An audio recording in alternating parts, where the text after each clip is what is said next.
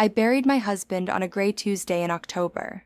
The ground was soft from 3 days of rain, and when they lowered the casket, the ropes made a sound I still hear in my sleep, that slow, creaking strain of something heavy disappearing into the earth. Yesterday, on an ordinary Thursday afternoon, I stood in the bread aisle of a grocery store and watched that same man reach for a loaf of sourdough and chuckle at a joke he made to no one in particular. 38 years of marriage, 6 months of widowhood, and in the span of a single heartbeat, both of those things came apart in my hands like wet paper. My name is Vivian. I am 63 years old, and I want to tell you exactly how I learned that the man I mourned, the man whose name I had carved into pink granite, had never died at all. That morning had started like every other morning since the funeral. I woke at 5:40 because my body still believed Walter would be stirring beside me, and I lay in the dark on my side of the bed, careful not to roll into the empty half, the way you don't step on a grave even when no one is watching. I made 1 cup of coffee instead of 2. I poured the second scoop back into the canister, the way I always did now, and I hated that small motion more than almost anything else, because it was the moment each day when I had to remember all over again that he was gone. I only went to the store because the house had run out of everything that matters: milk, eggs, the little things that pile up into nothing when you stop bothering to eat. Grief makes you forget that the body is stubborn, that it keeps demanding to be fed even after the heart has decided it would rather not continue. So there I was, pushing a cart with 1 squeaking wheel down the bread aisle when I heard it. It wasn't his voice, not at first. It was the whistle. Walter had this habit, a soft, tuneless whistle through his teeth whenever he was deciding between 2 things. He did it over wine lists, over paint chips, over which tie to wear to our daughter's wedding. 2 short notes, and then a long one that always trailed off without finishing, like a thought he'd lost halfway through. For 38 years, that whistle had been the soundtrack of his indecision, and I would have known it in a crowd of 10,000 people. I heard those 2 short notes and that long, unfinished one, and my whole body went cold before my mind could even ask why. I turned around. A man stood 3 feet away, holding 2 loaves of bread, 1 in each hand, weighing them like a butcher. Broad shoulders gone a little round with age, silver hair combed straight back the way Walter combed his because he said part lines were for accountants. A flannel shirt I didn't recognize, tucked into jeans I'd never seen. And his face. It was Walter's face, not a face like Walter's. Not a resemblance, not a cousin, not a trick of the fluorescent light. It was the exact face I had kissed goodnight for nearly 4 decades. The slightly crooked nose he broke playing softball before I ever met him, the deep line between his brows, the way his lower lip pushed out when he concentrated, the loaf of bread slipped out of my hand. I didn't even feel it leave. It just hit the floor with a soft, stupid thud, and I stood there with my arms still half raised, frozen, while the world tilted sideways and refused to right itself. "Walter," I said. It came out as barely more than air. He didn't hear me. He set 1 loaf back on the shelf and turned to go, and something in me broke loose and lunged after it. "Walter." This time it was loud, too loud. 2 aisles over, someone's cart stopped moving. He turned. And here's the part I have replayed 10,000 times since, the part I will be turning over in my mind until the day I actually do die. He looked at me, and there was no recognition in his eyes. None. He looked at me the way you look at a stranger who has called the wrong name in a parking lot. Polite, a little wary, already searching for the exit. "I'm sorry," he said. His voice. God help me, his voice. Low and a little gravelly, the voice that had read to our grandchildren, the voice that had said "I do" in a small chapel in 1986, the voice that had told me on the phone 6 months ago that he was running out to the warehouse and would be back for dinner. He never came back for dinner. The police came instead. "It's me," I said. I was walking toward him now, fast, and I watched him take a step back, and that single step did something to me that I cannot describe. Walter never stepped away from me, not in 38 years, not in the worst fight we ever had. "It's Vivian. It's your wife." The word landed between us like a dropped plate. His face changed, but not the way I expected. Not shock, not joy. Something more careful than that. He arranged his features into a kind of gentle, professional sympathy, the expression you'd give a confused old woman in a grocery store, and he said, "Ma'am, I think you've got me confused with somebody. My name's Howard. I don't believe we've met." "Howard." "No," I said. "No, your name is Walter. Walter James Hollis. You were born in Cedar Falls. You had a dog named Biscuit. You proposed to me at the county fair because you were too cheap to do it at a restaurant. Ma'am." He held up both hands, palms out, soothing. "I'm real sorry, but you've made a mistake." And then I saw it, his left hand, the ring finger, the top joint, gone, cut clean off above the knuckle, a smooth pink scar where the rest of it should be. Walter lost the tip of that finger to a table saw in our garage in the spring of 1994. I drove him to the emergency room with a dish towel wrapped around his hand and his fingertip in a bag of ice on the dashboard, and we joked for years afterward that he'd left a piece of himself in the lumber. There are 100 faces in the world that might look like my husband's. There is exactly one left hand on this earth that is missing that exact piece of that exact finger from that exact accident. "Show me your hand," I whispered. He had already started to back away. "I have to go." "Howard, then." My voice was shaking so hard I could barely shape the words. "Howard, the car wash on Bellman Road, the storage place on Route 9. Do those mean anything to you, Howard?" For 1/2 of 1 second, something flickered behind his eyes. A door opening and slamming shut so fast you'd miss it if you hadn't spent 38 years learning to read that face. A tightness in the jaw, a flinch he couldn't quite swallow. Then it was gone, and he was just a polite stranger again. "You take care of yourself now," he said softly, and he walked away, leaving his cart, leaving the bread, walking quickly toward the registers without ever once looking back. I stood there in the middle of the aisle, a teenage employee in a green apron crouched down to pick up the loaf I'd dropped. Somewhere behind me, a woman murmured something sympathetic to her companion, the kind of thing people say about the elderly when they think you can't hear. Poor thing. So sad. They thought they were watching a confused widow have a bad moment in a grocery store. What they were actually watching was the first minute of the rest of my life. Because as I stood there with my heart slamming against my ribs, one thought rose up through the noise and drowned out everything else, cold and clear and impossible. If Walter was alive, if Walter was here, whistling and buying bread and calling himself Howard, then who, exactly, had I lowered into the ground 6 months ago? I should have gone home.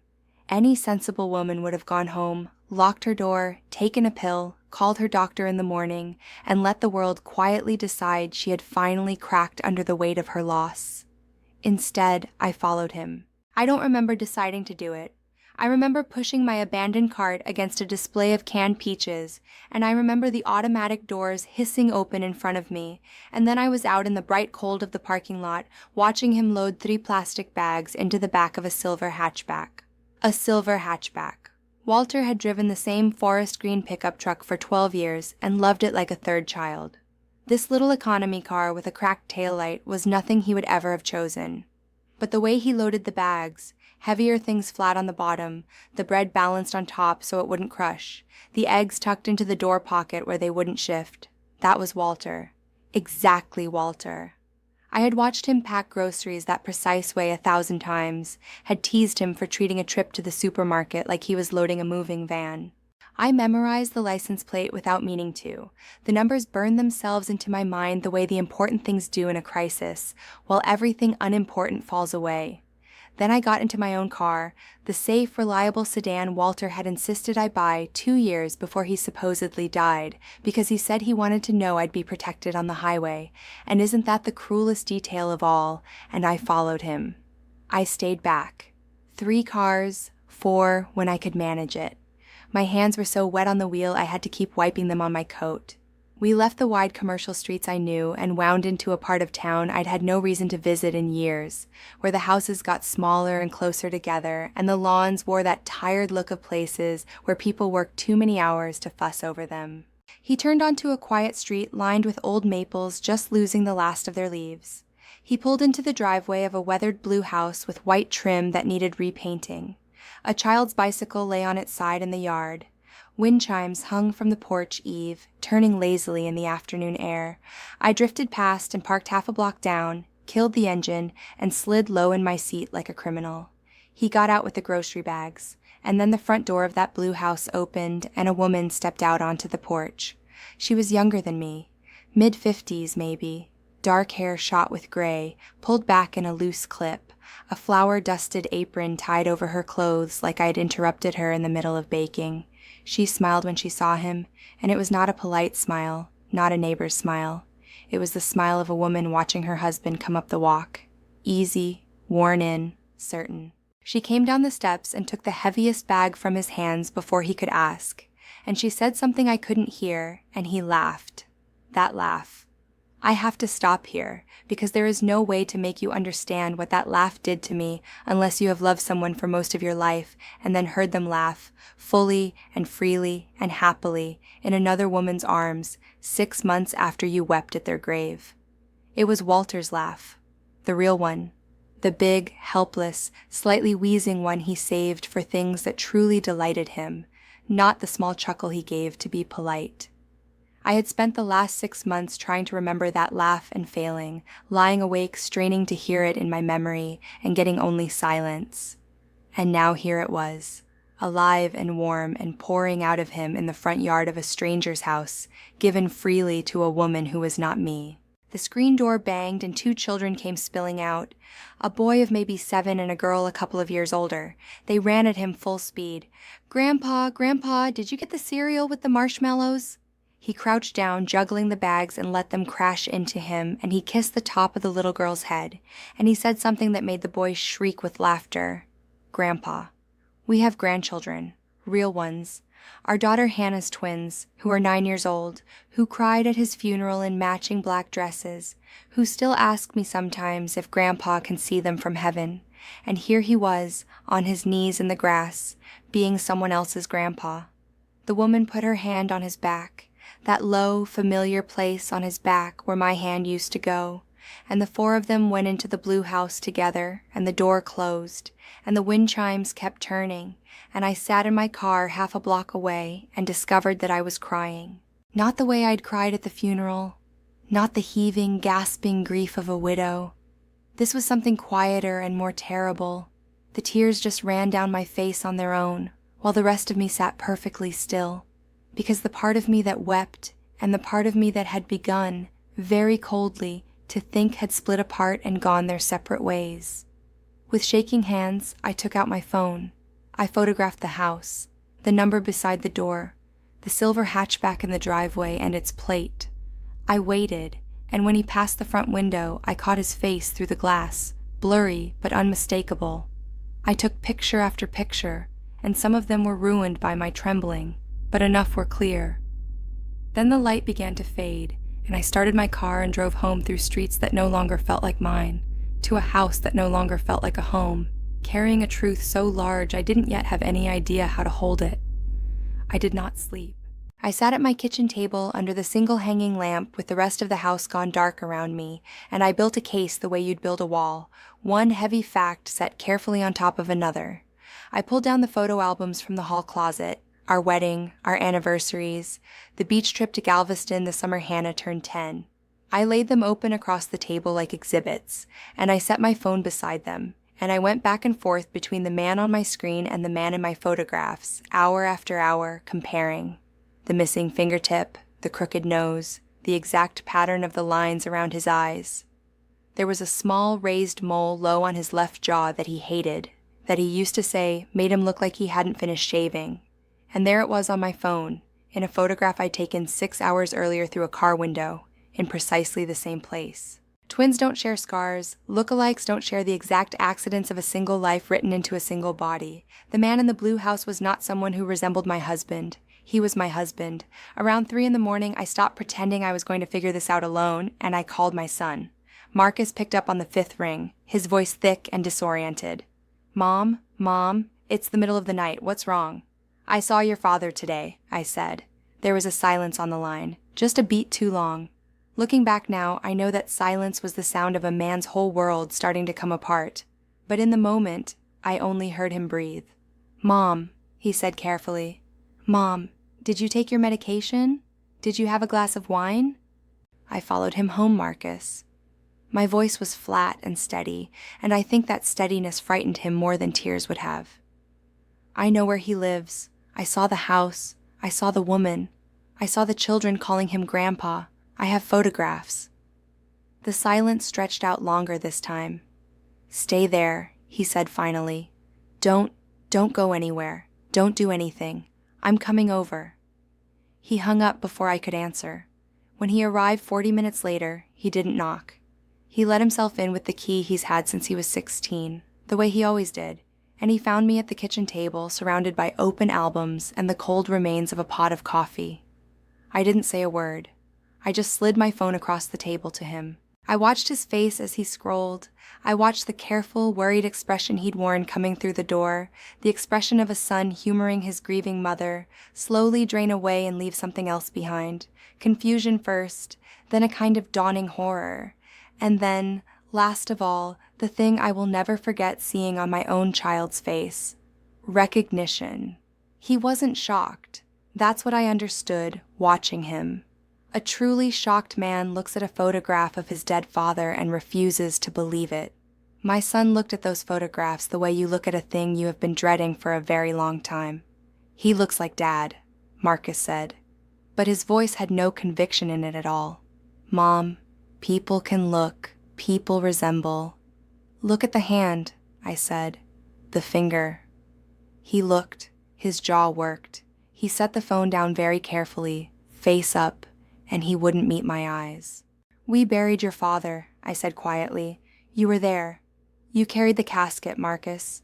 Did you ever see his body? His silence was an answer. It was a closed casket, I went on. They told me the fire was too bad. They told me it was better if I remembered him the way he was. You told me that. You sat right there in the funeral director's office and you held my hand and you told me I shouldn't look. Mom, did you ever see the body, Marcus? Did anyone? Did one single person who loved that man ever lay eyes on what we put in the ground? He put his face in his hands, and my son, my grown son, a man of 36 with children of his own, began very quietly to cry. I want to go there, I said. I stood up. My legs were steadier than they had any right to be. Tonight, now. I want you to come with me and I want you to look at him with your own eyes, and then I want you to tell me, to my face, that I'm a crazy old woman who can't accept that her husband is dead. Mom, please, it's 4 a.m. You're not well. Are you coming with me or am I going alone? He hesitated, and that hesitation, that long telling pause when an innocent son would have simply said yes, of course, let's prove this isn't real, that was the moment the last of my doubt died. Fine, he whispered. We'll go so you can see. We drove across the dark, empty city in silence. When the maples and the blue house came into view in the gray light just before dawn, I told him where to stop, and he pulled over, and we waited. A little after 6, the front door of the blue house opened, and the man stepped out in a jacket, car keys in his hand, heading off to wherever this new life of his took him in the mornings. Marcus went absolutely still. The color left his face entirely. He stared through the windshield without breathing while the man walked to the silver hatchback, while the man drove past us close enough to touch, while the man disappeared around the corner. And then my son turned to me, and his eyes were red and streaming, and his whole body was shaking, and he said one word. Mom. In that single word, I heard everything. Whatever he had been carrying, whatever secret he had been holding all this time, it was finally, mercifully, crushing him. He couldn't drive. He pulled the keys from the ignition with hands that wouldn't stop trembling and pressed his forehead against the steering wheel, and his shoulders heaved, and the sounds that came out of him were not the sounds of a man who'd just seen a ghost. They were the sounds of a man who'd just been caught. I'm so sorry, he kept saying.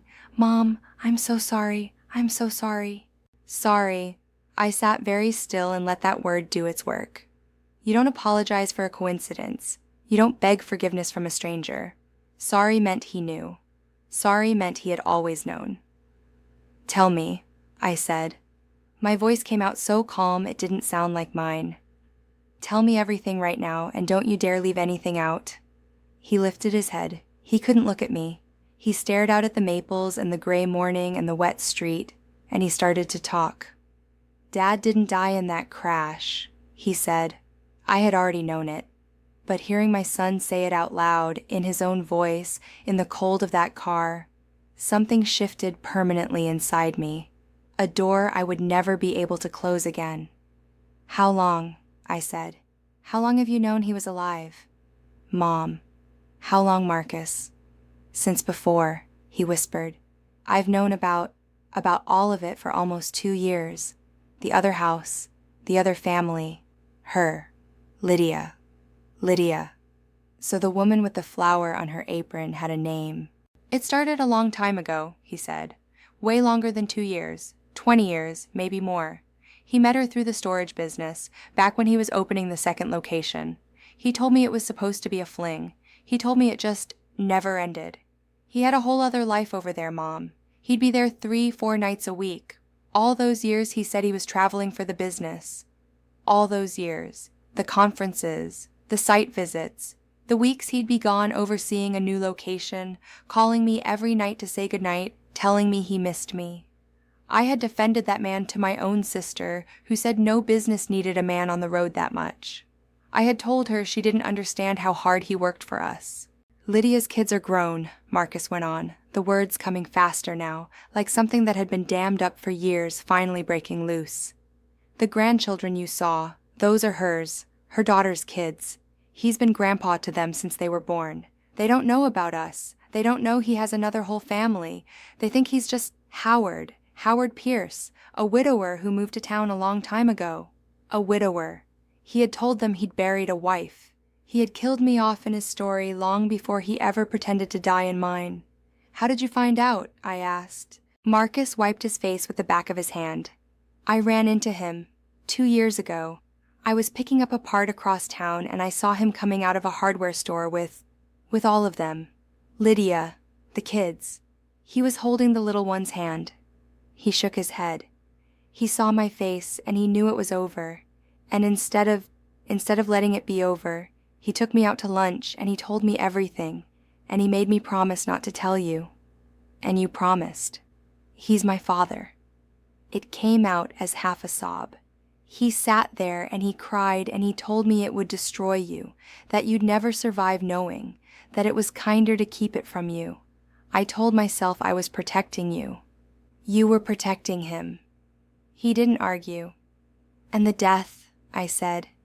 "Tell me about the death." This was the part he could barely get through. 6 months ago, he said, Walter had come to him with a problem. He'd decided he wanted out. He wanted to stop living 2 lives. He wanted to be with Lydia for good, openly, permanently. But he was 63 years old and he'd built everything we owned. The house, the savings, the 2 car washes, the 3 storage facilities, almost everything, in his lifetime, with me beside him.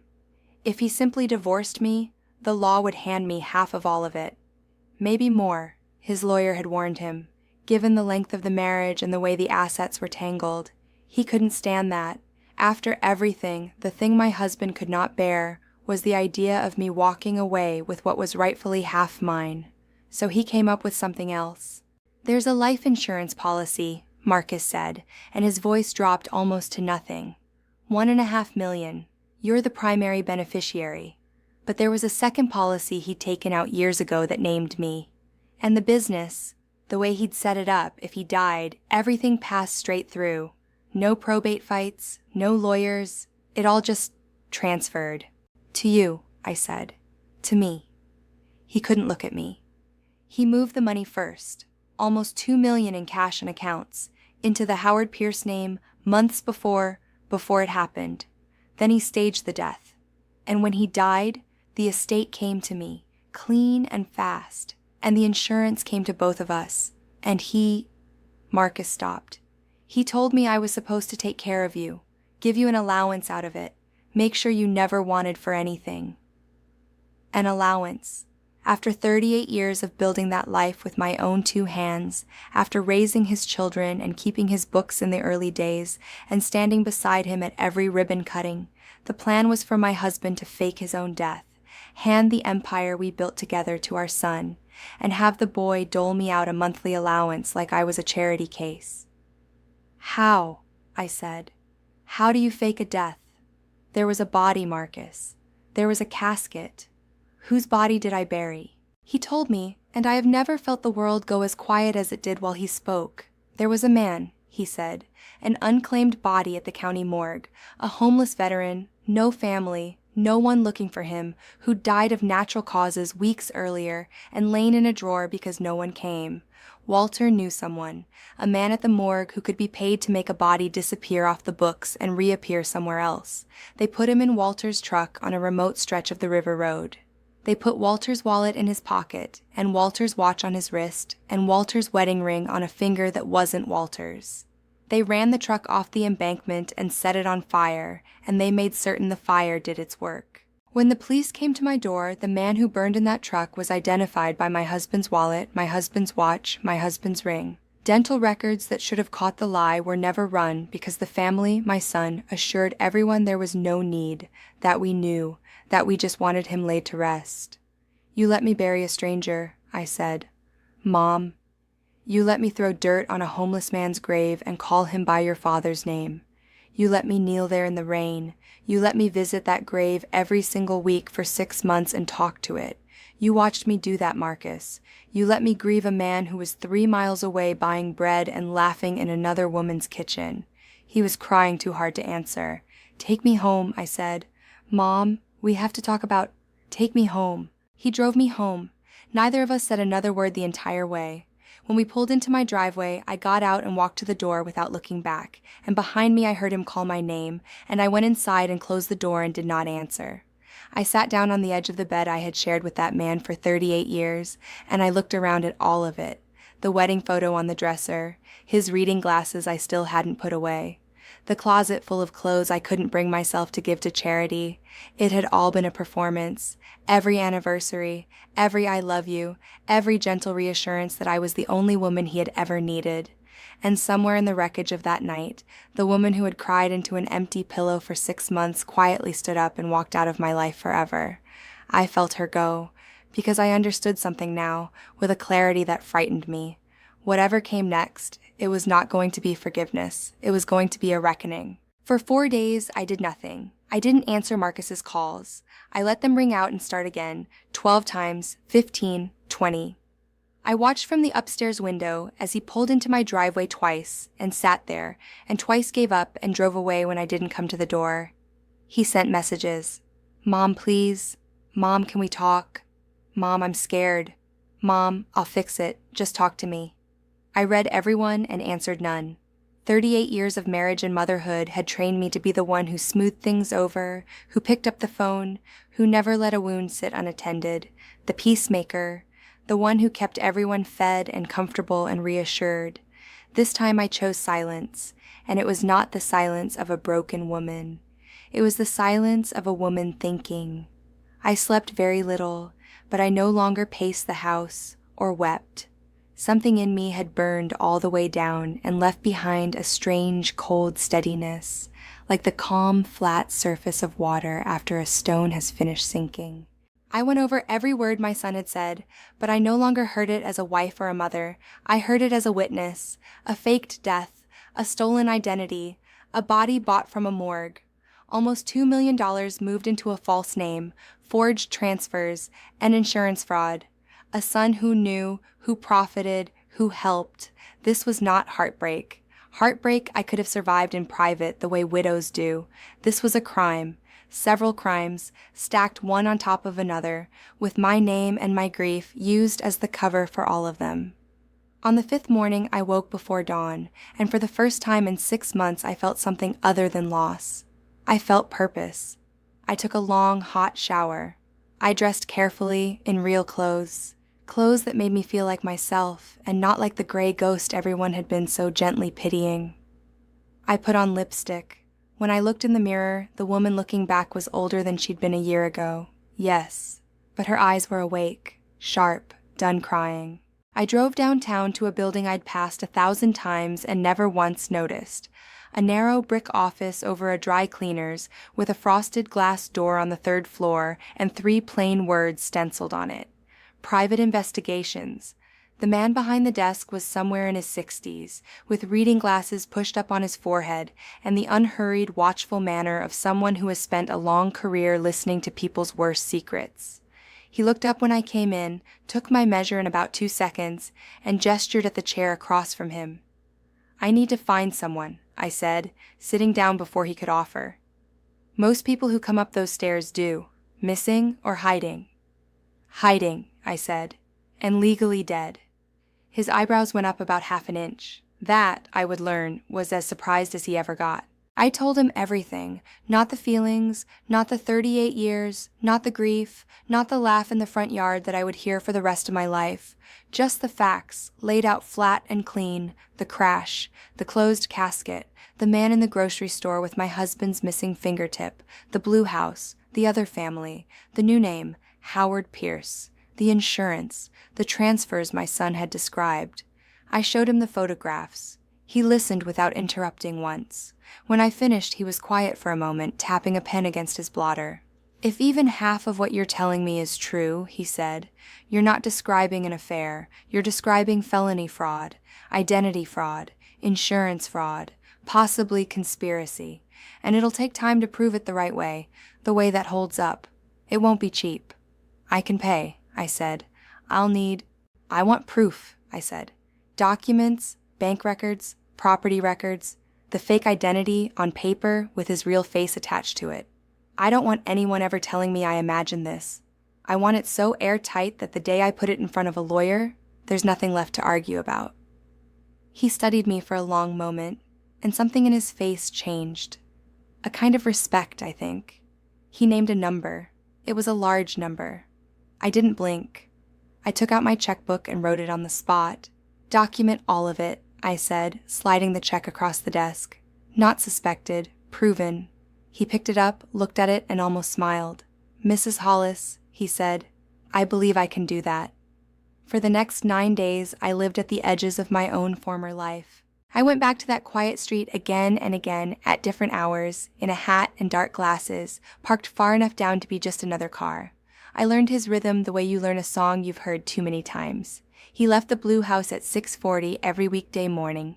He drove to a small commercial unit on the east side where, I'd later learn, he was quietly involved in a little wholesale operation under his new name, paying himself just enough to look like an ordinary retired man with a modest hobby business and no past. He came home around 5. On Saturdays, he took the kids somewhere. On Sundays, the whole family went to a small church on Vine Street, and afterward they ate lunch at a diner where the waitresses knew them all by name. A good man, the neighbors would have said, a devoted grandfather, a quiet, pleasant fellow named Howard Pierce who'd lost his wife some years back and built himself a peaceful little life. I watched Lydia put her hand on his arm the way I used to. I watched him hold the car door for her. I watched him be gentle and easy and present in a way he hadn't been with me in years, and I understood, slowly, that this was the life he'd actually wanted, and that he had been willing to bury a stranger and break my heart and corrupt our son to get it. The investigator was thorough. He was patient. He was, I came to understand, very good at his job. On the 9th day, he called and asked me to come in. The folder he handed me across the desk was thick and heavy, and it was real in a way nothing had felt real in a long time. There was a social security number for Howard Pierce, issued through a chain of forged documents that the investigator had traced. There were bank accounts in that name, opened in the months before the crash, holding the remains of nearly $2 million in transfers that lined up exactly with money draining out of accounts I'd thought belonged to a dead man's estate. There were property records for the Blue House, purchased years ago through a holding company that traced back, with enough digging, to my husband. There were utility bills and tax filings that placed 2 households running in parallel for more than 2 decades. And then there were the phone records. He'd saved those for last, and I understood why. Page after page of calls between my husband's phone and my son's phone. Regular, long, some of them in the weeks right before the crash. And then, and this is the part that finished whatever was left of my heart, calls that continued after the funeral, calls every few days throughout the entire 6 months I had believed I was alone in the world, grieving by myself in a silent house. Marcus hadn't just known, he'd stayed in his father's life the whole time. He'd been talking to him, maybe seeing him, all while sitting across from me at my own kitchen table and telling me that grief plays tricks on the mind. I closed the folder very slowly. "Thank you," I said. And as I walked back down those narrow stairs and out into the daylight, something settled inside me, deep and final. This was no longer about rage. It wasn't even really about revenge.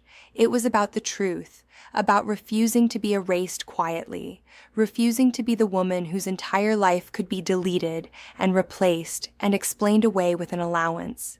They had thought I would mourn forever. They had mistaken my silence for surrender. They could not have been more wrong. I didn't go to Marcus. I didn't throw the folder on his table and scream.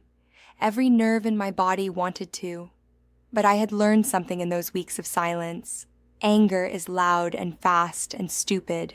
Strategy is patient. And for the first time in my life, I chose the patience. I read every page of that folder 3 times. Then I made an appointment, not with the kind of lawyer who handles wills and house closings, but with the kind who handles fraud, financial crime, identity theft. Her office was sparse and her manner was direct. And after she'd spent 40 minutes going through the investigator's folder, she set it down and looked at me over the top of her glasses. "Mrs. Hollis," she said, "what you have here is a criminal conspiracy. Your husband committed identity fraud, insurance fraud, and a string of related offenses. Your son appears to have known, assisted, and personally benefited. You are entitled to restitution. And there is more than enough here for the district attorney to pursue criminal charges against both of them." I felt no triumph hearing it, just a kind of grim confirmation. "What do you need from me?" I asked, "to make it real?" "Ideally," she said, "a confession. From your son, especially. He's the one who can describe the whole scheme from the inside. Combine his own words with the paper trail you've got, and there's nothing left to argue. The case becomes airtight." A confession. From Marcus. I knew exactly how to get one. Because despite everything, my son still believed I was harmless. He still believed I was his grieving mother, fragile and confused, a woman to be managed and protected from the truth. That belief had been his shield for 2 years. It was about to become the thing that hanged him. I called him that afternoon. He answered before the first ring had finished. "Mom. Oh, thank God, Mom. Are you okay? I've been losing my mind." "I'm tired, sweetheart," I said, and I let my voice go soft and worn, the voice of a woman who has run out of fight. "I don't want to be angry anymore. I'm too old for it. I need to understand everything, all of it. I need it to make sense in my head so I can find a way to let it go and move on. Can you give me that?" The relief in his exhale nearly broke my resolve. He wanted so badly for me to be the mother who forgave. "Of course," he said. "Of course, Mom. Anything. I'll tell you whatever you want to know." "Let's have lunch," I said. "Just the 2 of us. Somewhere quiet, where we can really talk." He agreed instantly. That night, I sat at my kitchen table and I taught myself how to be calm. I placed a small recorder in my handbag and practiced setting the bag down naturally. I rehearsed my questions until they sounded like a heartbroken mother trying to understand, and not at all like a woman building a case. When did it start? How did he move the money? Who signed the papers? Where did it all go? I said them to the empty kitchen until my voice stopped shaking. We met the next day at a little restaurant in a slow corner of town, and I sat across from my son and I listened, and I let him talk, and I asked my gentle, curious, devastating questions, and he answered every one of them. He told me when the affair began and when the plan was hatched. He told me how his father had moved the money, account by account, into the Howard Pierce name. He told me who had signed the transfer authorizations, and that some of those signatures, the ones that had needed my approval as co-owner of the business, had been forged. He told me where the proceeds from a quietly liquidated storage property had gone. He told me the name of the man at the morgue. He told me all of it, easily, confidently, leaning across the table with his hand over mine, certain that he was comforting his fragile mother. He never once glanced at my handbag. He never imagined that every single word was being recorded. He never understood that with each gentle answer, he was sealing his own fate and his father's both. By the time the check came, it was finished. And while we ate that lunch, while my son confessed everything across a plate of food he barely touched, my lawyer and my investigator were already at work across town. With the documents I'd handed them, the lawyer had moved fast. By that evening, she had everything she needed. The next morning, she filed the complaint with the district attorney's office: identity fraud, insurance fraud, forgery, theft, conspiracy. 2 days later, she called me. "They've accepted it," she said. "All of it. The DA is moving on this. Warrants are being prepared." I was sitting alone in my living room when that call ended. The house was very quiet, just the old clock ticking on the wall, the one Walter's mother had left us. I thought about the woman I'd been 6 months ago, crying into a pillow, begging a dead man to come back to me, certain my life was over. That woman would not have survived this, but I was no longer her, and I had not been for some time. I didn't feel joy, I didn't feel victory, I felt resolved. The truth was no longer mine to carry alone. Soon it would belong to the law. The first call came just before dawn. It wasn't Marcus, it was my lawyer. "The warrants were executed this morning," she said. "Your son was taken into custody about an hour ago. He didn't resist." I sat on the edge of my bed in the gray light and let the words arrive and settle. Somewhere across the city, my son was being handcuffed and read his rights and walked out of his house past the neighbors who'd always thought so well of him, while his own children, my grandchildren, Hannah's twins, the ones who still asked if Grandpa could see them, slept, not yet knowing that they were about to lose their father too. I want to tell you that I felt nothing. I didn't. I felt the precise, specific grief of a mother who has lost a child to his own choices. But underneath it, holding it up, was something harder and steadier, the knowledge that I had not done this to him. He had done it to himself, the day he chose his father's lie over his mother's truth. The calls started an hour later. Marcus, over and over, from a number I didn't recognize. I didn't answer. Then a text from his wife, just 3 words, jagged with panic. "What did you do?" I turned the phone face down on the counter and made myself a pot of coffee, and I drank it slowly, and I let it ring. By noon, it had spread through the whole family, cousins, old friends, the people who had stood beside me at the funeral and hugged me and told me how strong I was, how brave, how dignified in my grief. Now they were calling to ask questions they didn't actually want the answers to. I let every one of them go to voicemail. In the early afternoon, my lawyer called again. "There's more," she said. "The identity? Howard Pierce. It's being formally invalidated. As of this afternoon, that man doesn't legally exist. The accounts under that name are frozen. He has no money he can touch, no name he can hide behind, and as soon as they can locate him, a warrant for his arrest." And that was the moment I knew what I had to do. Not to argue, not to scream, not to ask him why, because there was no answer to why that I would ever be able to live inside. I had to look at him one more time, and I had to be the one to tell him it was over. I drove back to the quiet street with the maples and the weathered blue house, and this time I did not hide. I did not park half a block down and slide low in my seat. I parked directly in front of the house, in plain daylight, and I walked up the cracked path past the child's bicycle and the turning wind chimes, and I rang the bell. Lydia opened the door. Up close, she was softer than I'd expected, tired around the eyes. An ordinary woman in an ordinary house, holding a dish towel, looking out at a stranger with the polite, careful expression you give to someone you don't know. "Can I help you?" she said. "I'm here to see Howard," I said. "It's urgent." Something flickered in her face, not suspicion yet, just the small unease of a routine interrupted. "He's out back," she said, and after a moment she stepped aside to let me in. I walked through that house. I want you to understand what that was like, walking through the home my husband had built for another woman while I grieved him. There were photographs on the walls. Him at a birthday party in a paper hat, him at a beach laughing, his arm around her, him on a porch swing with one of the grandchildren asleep on his chest. A whole life, a whole happy, fully furnished life, lived in the same years he was supposedly faithful to me. He was in the backyard by the fence, a screwdriver in his hand, fixing the hinge on a gate. His sleeves were rolled up. For a moment, he didn't see me. He was just a man doing a small chore on a quiet afternoon. Then he turned. The recognition hit him all at once. The screwdriver went still in his hand. The blood drained out of his face. "Vivian," he said, barely a breath. I held out the envelope. "These are legal documents," I said. My voice did not shake. I had been waiting my whole new life for it not to shake. "You should read them." His hands trembled as he took it.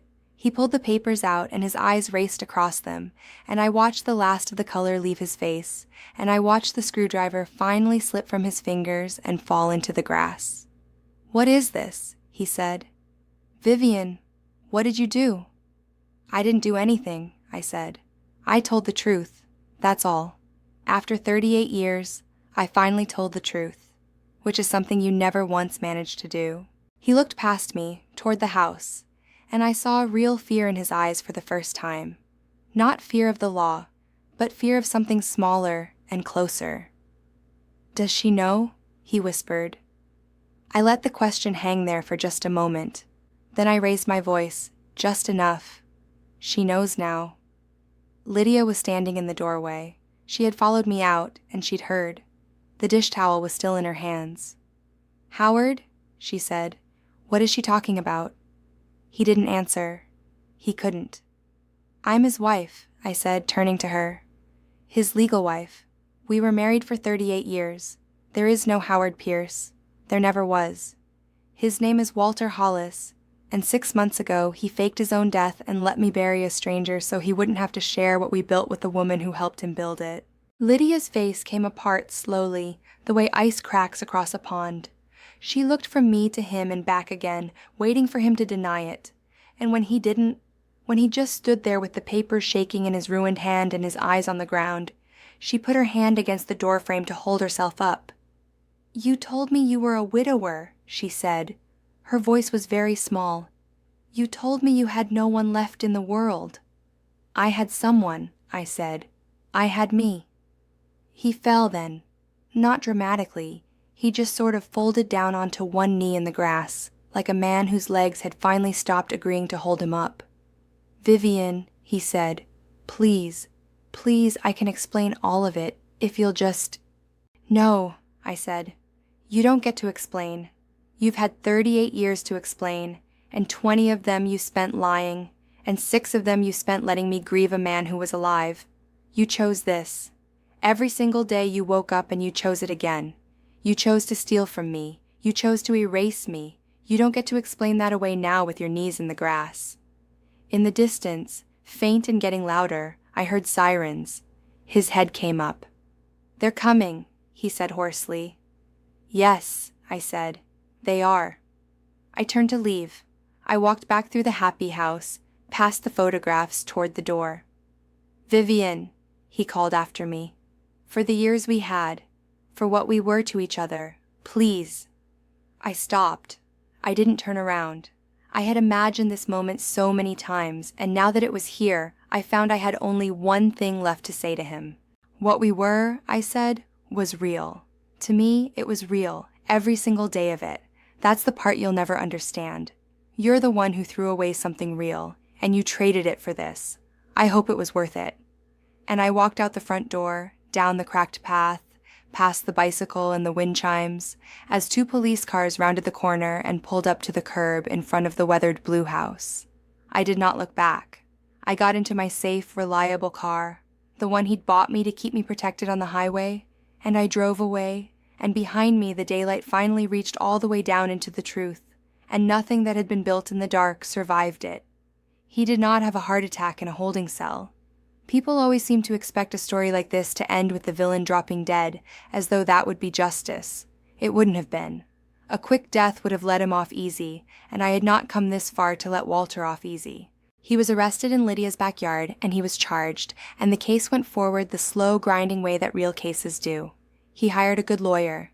The money was frozen, but Lydia, who I never blamed for any of it, she had been lied to as thoroughly as I had, found him one anyway, out of some last loyalty she'd let go of by the time it was over. He fought it at first. He claimed confusion. He claimed I was a bitter, abandoned wife inventing a conspiracy. And then his own lawyer saw the folder my investigator had built and saw the phone records and the forged signatures and the bank trail and a copy of a certain recording made over a quiet lunch, and the fight went out of him. In the end, faced with all of it, Walter pleaded guilty. So did Marcus. I sat in the courtroom for both of them. I wore real clothes and lipstick, and I held my back straight, and I was not the gray ghost anyone remembered from the funeral. When they let me speak, when the judge asked if the wronged party wished to address the court, I stood up and I did not cry, and I told them what it had been like, the empty pillow, the single scoop of coffee poured back into the canister every morning, 6 months of talking to a grave that held a stranger. I told them about the man whose body my husband had bought and burned and dropped into the ground under his own name. A homeless veteran with no one to claim him, used like a prop and then forgotten. I asked the court to remember him. Nobody else ever had. Walter wouldn't look at me the whole time. Marcus looked at nothing but me, and he cried the entire way through, and at the end he mouthed the words, "I'm sorry," and for the first time in 2 years I believed that he meant them. It didn't change anything. But I believed him. They were both sentenced to prison. Walter's term was long enough, given his age, that it was understood by everyone in that room what it likely meant. Marcus got less, on account of his cooperation and the fact that he'd been pulled in by his own father, but enough to matter. Enough for our grandchildren to grow up visiting their dad behind glass. That was the cost. He set that cost himself. The fake identity was erased. The frozen money was returned to where it belonged. The court unwound every transfer, recovered the liquidated property, voided the forged authorizations, and put the estate back together. And then, since I was very much not a widow, and very much the rightful co-owner of everything we'd built, it was handed back to me. All of it. The house, the savings, the car washes, the storage facilities Walter had loved more than he'd loved the truth. I sold most of it. I didn't want to spend the rest of my life running the empire that had cost me my marriage and my son. I kept what I needed and let the rest go, and I gave a quiet, anonymous gift to a charity that buries unclaimed veterans with honor in the name of a man whose real name I never learned. I spoke to Marcus once more, a few weeks after the sentencing, on a hard plastic chair in a visiting room. "I love you," I told him. "I will always love you. You're my son, and nothing changes that. But love doesn't erase what you did. Both things are true at the same time, and you're going to have to live inside that, the same as I am." He nodded. He didn't argue. For the first time in his adult life, he didn't try to manage me, or protect me, or smooth it over. He just nodded and said, "I know, Mom." And I think that was the moment he actually became a man. The months went by, the way they do.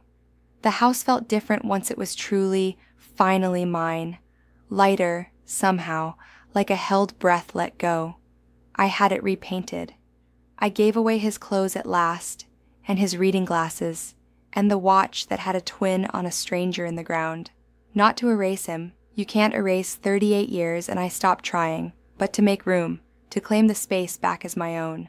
I started painting again, which I hadn't done since before Hannah was born, because Walter had always found it impractical, and I had always, without quite noticing, let his opinion become mine. I was not very good. It didn't matter. I painted the maples and the wind chimes, and once, without meaning to, a weathered blue house, and then I painted right over it. I traveled with my sister, the one who'd warned me decades ago that no business needed a man on the road that much. And I never once told her she'd been right, because she knew, and we didn't need to say it. I slept through the night. I laughed without that small guilty hitch that widows learn, the feeling that joy is a betrayal of the dead. I had been betraying no one. I had only been alive. Hannah and I grew closer than we'd ever been. She'd been as deceived as I had, and we held each other up. Her twins came over on Sundays, and we baked things, and I never told them the worst of it. Only that grown-ups sometimes make terrible choices, and it is never the fault of the children left behind. Once, near the end of that first new year, I drove out to the cemetery, to the grave with my husband's name still carved into the pink granite, though a stranger lay beneath it. The county had wanted to exhume and rebury him properly, and eventually they did, with the small dignity I'd paid for. But before they came, I went out there one last time and stood at the foot of that grave in the cold. I didn't go to mourn Walter. Walter was alive, in a cell, with a long time to think. I went to say goodbye to someone else. I went to bury the woman I used to be. The one who confused loyalty with silence.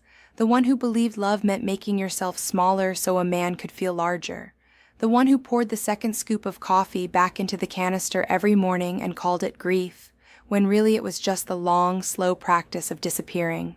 That grave didn't hold my husband. It held my innocence, and I was ready at last to leave it there. I drove home in the last of the light, and I did not look back, and for the first time in a very long time, the house I came home to felt like the beginning of something instead of the end. I had spent 6 months believing the worst thing that could ever happen to me already had. I was wrong about that, the way I'd been wrong about almost everything. The worst thing wasn't burying my husband. The worst thing was the lie I'd been living long before he ever pretended to die.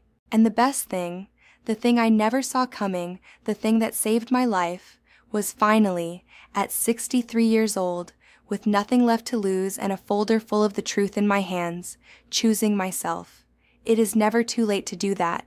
I promise you, no matter how many years you've given away, no matter how deep the lie goes, no matter how much it costs, it is never, ever too late to stop disappearing and choose yourself instead.